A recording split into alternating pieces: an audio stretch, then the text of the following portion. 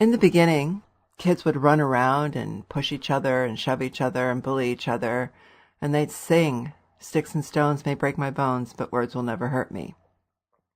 Well, I think that may have been designed to help people pick up their bootstraps and keep going and get tough and be tough. But the truth is that saying may have been the very cause of so much, not only emotional pain, but physical illness, emotional disorders, all of the things that this show is about. We're going to put that to bed. We're going to grab it by its throat, and we're going to throw it right out the window today. Welcome. I'm Dr. Guldal, and asking you the question, are you awake? It's nice to hang out together again. How many of you out there have heard that, you're tough, nobody hurt you, it was just words, I didn't mean it?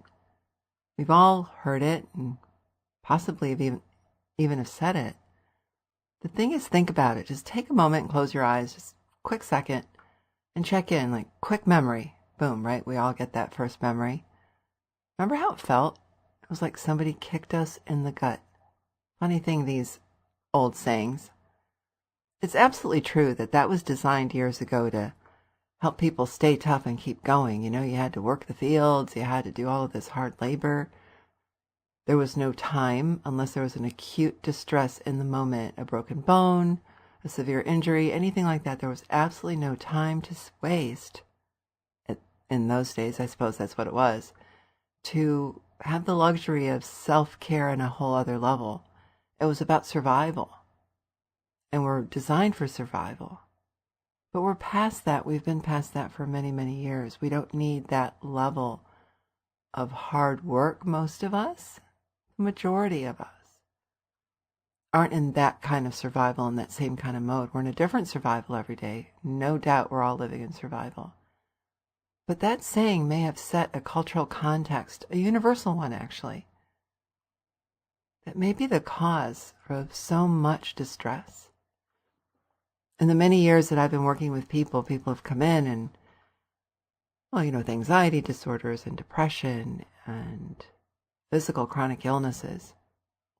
So many chronic illnesses. And, when you start tracking back the traumas, they're mostly emotional. And because our bodies are designed for survival, it holds on to those emotional traumas in a way that is designed to remind us and always be on alert to look for the next danger. Obviously, in pure Darwinian sense, if I walk into something very hot, a fire, and I burn myself, I know where that fire is forever after. I know what a fire smells like, looks like, feels like, and I avoid it at all costs. That's that survival mechanism. That's that adaptation of fight or flight that we all understand. But recent developments in the fields of psychoneuroimmunology and traumatology, understanding the brain and the brain science, and also understanding the gut. Now it's a whole new ballgame. It's a brand new terrain, huge new landscape from which to step back and look back in. And that's the joy of the show, because once we have knowing, once we have a greater clarity of things, then it changes our landscape, it changes our worldview, but most importantly, it lets us off the hook in a whole new kind of way that will bring us to wellness. It's an emergence, it's an emergence into a new way of being. It's an emergence into a new level of wellness. And I so appreciate hanging out with you and being in your space and being one of the people that you turn to hang out with, listen, have a cup of coffee with. It's actually 5 a.m. my time. I'm right before I'm going to head to the airport. I didn't want to leave until I got this one off my chest. It's just been cooking inside for days. So speaking of coffee, I definitely have mine. 3 shots of espresso and a lot of hot whole milk, and I'm a happy camper. So as I'm sipping on my coffee, and hopefully you're sipping on something, or maybe you're working or in your car, let's talk about that. Let's talk about what is an emotional trauma. What does it feel like when somebody says something mean? Whether they mean it or not, there's a lot of layers here. Once we know and have an understanding of how the brain body works, and we can tie that into our own experience, that's that emergence I'm talking about. In the years that I've been doing this work as a clinician, working with people or teaching workshops, what I've really come to understand and value very highly is this piece of understanding the science behind it. That's what lets us off the hook. That's what takes the blame away. And then when we tie that into our own inner experience, it makes sense in a brand new way, and that's the emergence. Letting ourselves off the hook, having a brand new knowing, and then walking the landscape of our lives from that new place, it changes everything. But most importantly, it takes that shame and blame away, and that's going to be another show. A really important topic. But today let's talk about what is an emotional trauma. What is it when somebody's mean? Not being invited to a party, not being brought in on a big business deal that, all of our friends got in. I'm on the golf course. I see this with many people, men and women alike, building these relationships and then they're shunned. Not being asked out on that date again. Our husband, our wife, they forget an anniversary, they forget a birthday. Those are the day-to-day things. And then sometimes people are just bullies. They're just mean. They ignore us on purpose because they know it'll hurt. They look at us, women, younger women, these new generations of women, the loyalty is gone. It's all about competition. Look at each other and say, did you gain some weight? Yeah, I don't like your hair. Why do those things hurt so much? They just do. It doesn't matter why. They just do. And then there's the meaner. There's the real bullying. I was bullied. I was bullied at a time when bullying wasn't talked about. I was a Turkish kid, had big brown eyes, had a funny name. I lived everywhere. Los Angeles, Chicago, Ohio, Turkey, back and forth. It was a funny thing, depending on where I lived, how I was bullied or not bullied. But again, that's a whole other show. But being the kid that was bullied, kids chasing you home, calling you funny names, calling you ugly just because you looked a little different. So many of you may be aware of this one. Different skin color, different ethnicity, different religion. And yet, that juxtaposition of needing to belong to feel good is an actual physiological process. And then when people are mean, our body hears and feels that like a trauma, just like walking into a fire. It's no different for the body-brain at all. So what does that mean? Mostly means that if somebody's mean to me, I feel like I'm kicked in the gut. Okay? I think we can all relate to that. Well, we know now that 70% of our immune system, or more, is in our gut. 70 to 80% of the neurotransmitters for mood, for depression, serotonin, is in our gut. Isn't that cool? So it makes sense. So when I say I feel like I'm kicked in the gut, it's true. It feels just like that. Then at the same time, when we have that experience, what gets activated? All the neurotransmitters in our brain and our body get activated. Trauma, danger, danger. So the fight or flight response wakes up and we either stay and fight or we run away. And if we can't do any of those things, we have to adapt quickly to do something that feels like we're going to be okay. And this is all instantaneous. We're not even aware of it. It's just happening in the background of the neurochemical terrain, the whole physiology. And it happens quickly. And all of us have a reflex to that. We've all adapted reflexes to that. So again, I'm going to ask you to take a moment and remember that time when somebody may have been mean to you, inadvertently or on purpose, or a serious abuse situation. Remember how that felt. Feel your micro reflex. Feel in your body the jerk where you hold. You probably tucked your structure in, tightened your pelvis, maybe twisted around a little bit. That's the structural piece. And what was happening in the words? Here we go again, for many.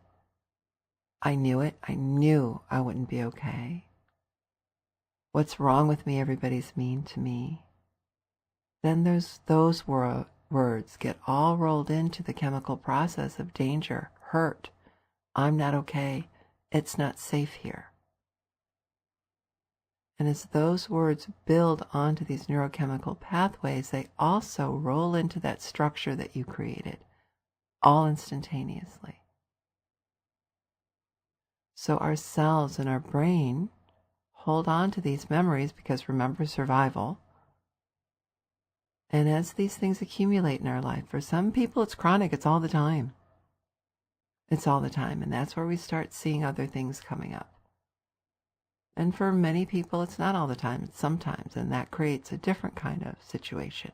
But let's talk about the chronic situation. Let's talk about those of us that have had periods in time, maybe our whole lives, maybe just moments in our lives. When there's been a lot of emotional assault where we haven't felt like we fit in, maybe whatever. We were on the fringe, we weren't the popular one, our spouses weren't kind, our parents. It doesn't matter. Our story is our story. And our story is one of the most important things, if not the most important thing, from which we build a new story. But we have to understand the older one a little bit. We have to let ourselves off the hook for why we're always an automatic, why we do the same thing, respond the same way, and maybe why we're sick. Those chronic stomach aches, irritable bowel syndrome, migraines, tension headaches, shoulder and neck pain, lower back pain. These are just the simpler versions, and there's more. There's chronic fatigue, hypothyroidism. All of these things accumulate when the body is in constant fight or flight. When the amygdala, that sits at the very top of the brain, which sits at the top of the central nervous system, that's the structure in our brain that holds traumatic negative experiences. It just accumulates them because it's there to save us. It's there to protect us. So it sits at the top of our head with a searchlight and looks around always for what could be dangerous for us. So we're on this hyper alert fight or flight where the adrenal glands are active and the cortisol flows and the glucose dumps into our muscles. But if we're not running from a fire and we're not fighting, then that just stays inside, stored in that structure from that reflex we talked about. So then what happens? Well, what happens is the story, whatever your story was, the I'm not good enough story, gets wrapped in our structure, gets wrapped in the chronic, whatever it is we become, chronic headachy, let's say. So whenever there's a headache, my brain tells me I'm not good enough, my structure tucks in, I have this pain in my lower back and my neck, and I don't feel good enough. Boom, just like that. Now that becomes the norm. All because of actions. And again, we're not talking about the sticks and stones today. We're talking about the emotional assaults. We're talking about the hurts when people are mean to us or when we're mean to others. Now, typically what happens, I know it's happened for me in my life. Well, actually, I have a client that comes in and, her wording for it is, I feel small. This person, I feel small today. And that feeling small became her story. And somebody else who turned it into anger. She's awesome. Well, scary, but you want her as your friend, trust me. But she's pretty sick because she's been angry. And her anger has contributed to chronic illness in her life. She has adrenal fatigue, depression, because she was picked on, because she had a disorder and didn't look like everybody else. So instead of becoming the victim, she became, a little bit of a bully herself. So she walks through life really angry. And when I first met her, she's, we're going to call her Betty. We'll call her Betty. So when I first met Betty, she came in all tough, talking about kicking somebody's behind and this, that, and the other. And I just looked at her, and as she started telling her story, she wouldn't let herself cry because she was mad.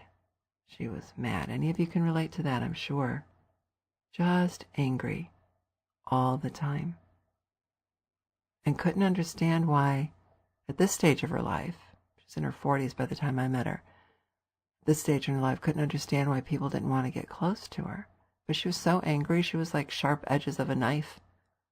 And yet she's the kindest, sweetest, most loyal person in the world. Well, Maybe not in the whole world, but you know what I mean. So here's Betty walking around really mad because she's been hurt so desperately. Years ago, she hadn't been hurt in the last 20, but the story became her entire body, mind, emotion story. So helping her find her sadness so she can heal and understand that that anger was no longer serving her was part of our journey. This other woman that came in saying that she felt small, she looked small. It was almost as if she grew 2 inches as she started finding her voice. Then there's the story of Paul. Love this man. Extremely successful entrepreneur. His father always needed him to rescue him. His mother died early, and he started feeling like maybe he had to be Superman. So as a little boy, he would puff up his shoulders and stand real tall and tighten his hips and would always say, I have to save them, I have to save them, I have to save them.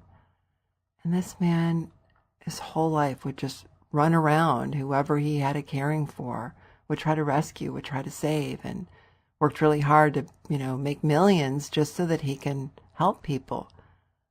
But when he came to me, he had this puffed up chest and very rigid upper back, but also this sense of, what about me? When's it my turn?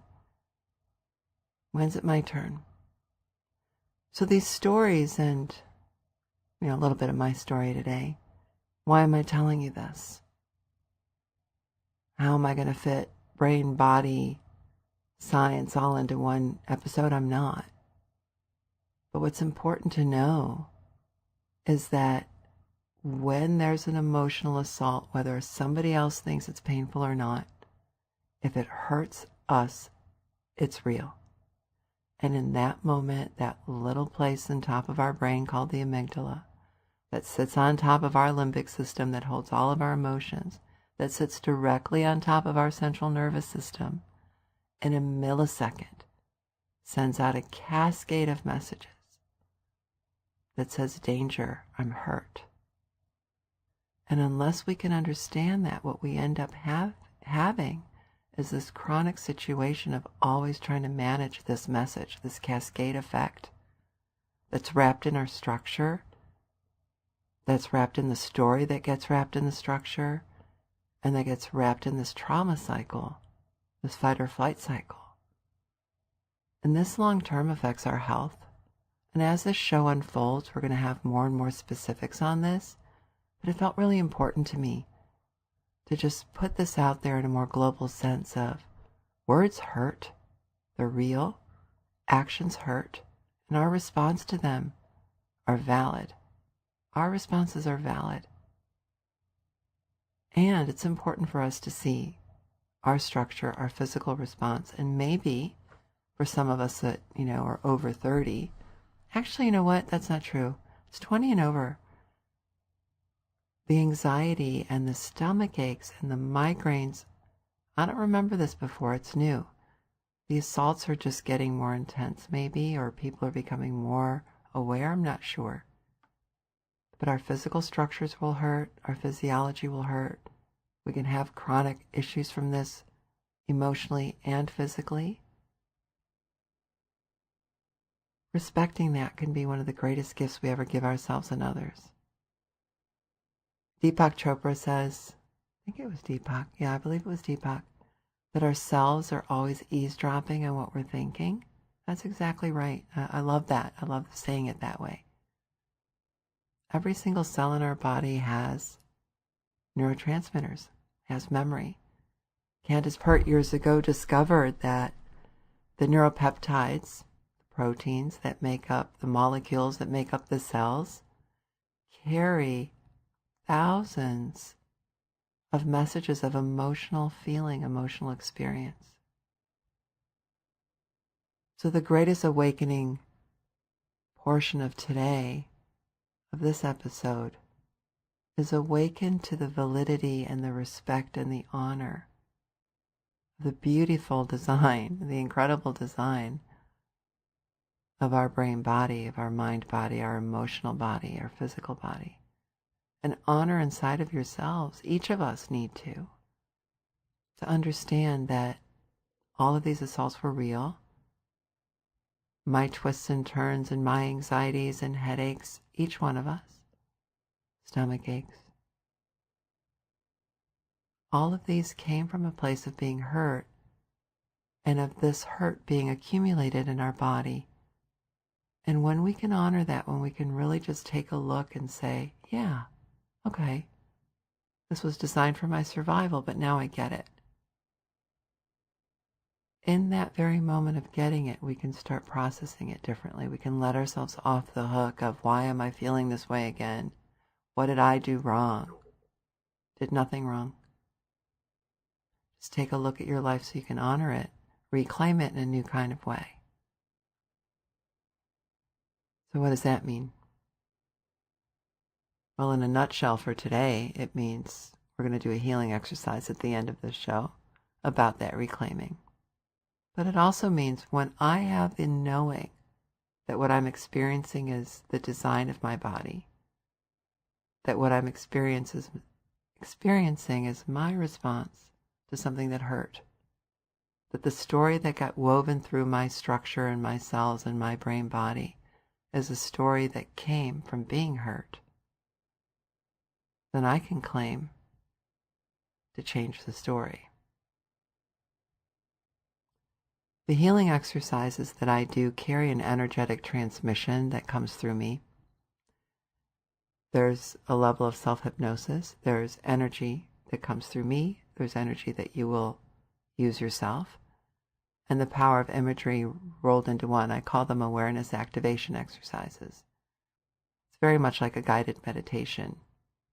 We're just going to take a few minutes to sum up today's Are You Awake with a healing exercise. Better to do this when you're not driving, but when you're driving, fine, just don't close your eyes. You can listen to it. But you're going to get the most benefit to just sit back, relax, and I'll be right back.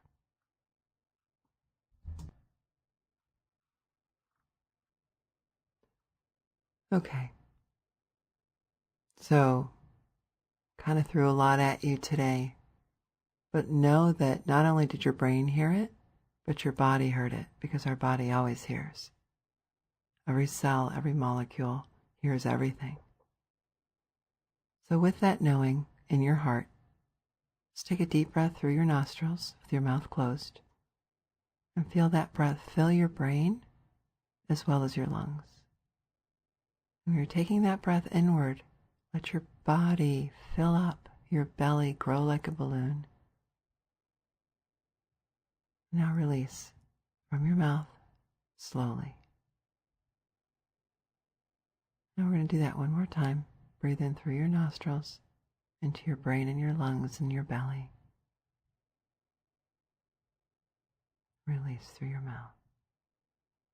Now note that whenever you feel anxious, if you breathe like this 3 times, you're going to feel just the way you're feeling right now. Better. Now, instead of thinking about all the words and the energy that came through today, allow the knowing that you are exactly the way it was meant to be. That the hurts, the mean words, the mean actions that may have accumulated within you through your life, regardless of your age, 15, 20, 60, 70, and anything in between, that your body, mind, and emotional body responded because it hurt.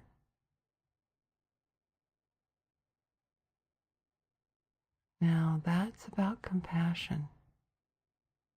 This is a moment of self-compassion. Just knowing that. Whatever emotion you have right now, allow yourself to have it. And feel your body just come into congruence. Where your mind is slowing down because it's finally been heard. Your heart can exhale because it's finally been heard. All that tightness in your shoulders, the back of your neck, your mid-back, your lower back, your hips, your toes can all relax because you've been heard. You've been seen for who you are. You've been heard for who you are. By you, by me, by anybody and everybody listening today. The truth is, we don't have to hold them anymore. And some of the repeat process, the patterns of how I respond, or the way my body responds, or it's been hurtful to me, it makes sense that it's there.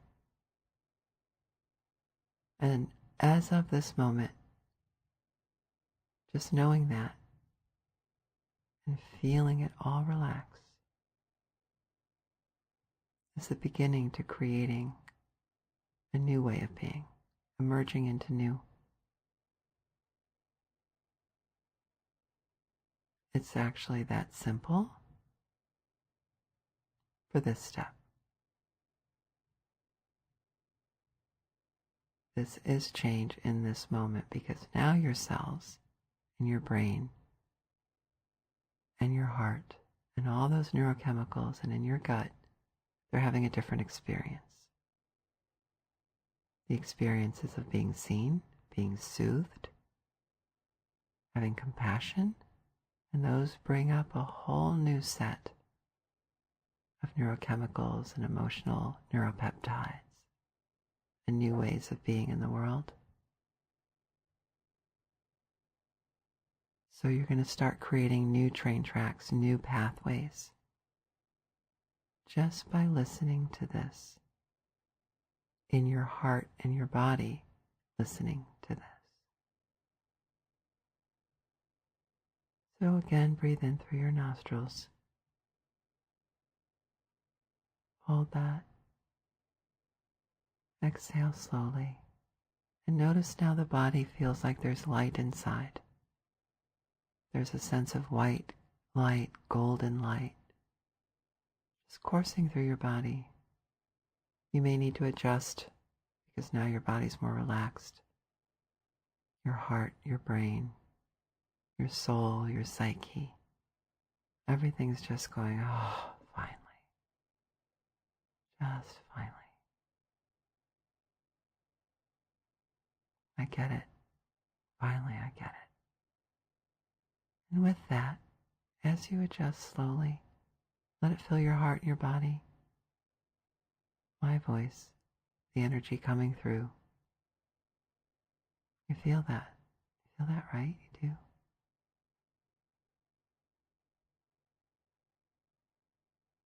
Now I invite you to hang out here for a while and know that you've created something new today. So listen to your heart. Open your crown. It's the top of your head. Allow whatever memories, emotions that come through.